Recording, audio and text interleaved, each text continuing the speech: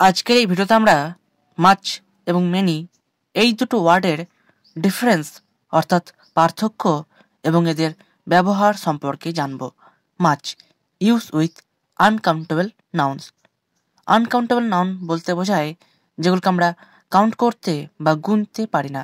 এরকম কিছু uncountable noun হলো যেমন রাইস, সুগার, হ্যাপিনেস।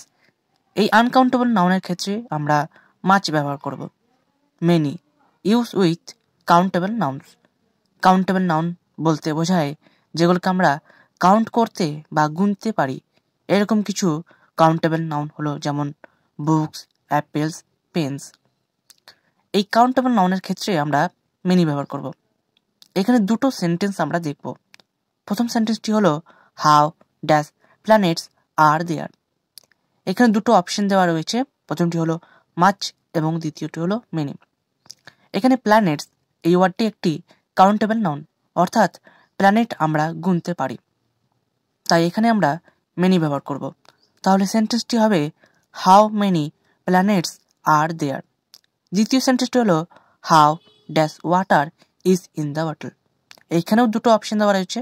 প্রথমটি হলো মাচ এবং দ্বিতীয়টি হলো মেনি। এখানে ওয়াটার এই ওয়ার্ডটি একটি আনকাউন্টেবল নাউন, অর্থাৎ ওয়াটার বা জলকে আমরা গুনতে বা কাউন্ট করতে পারি না, তাই এখানে আমরা মাচ ব্যবহার করব। তাহলে সেন্টেন্সটি হবে how much water is in the bottle.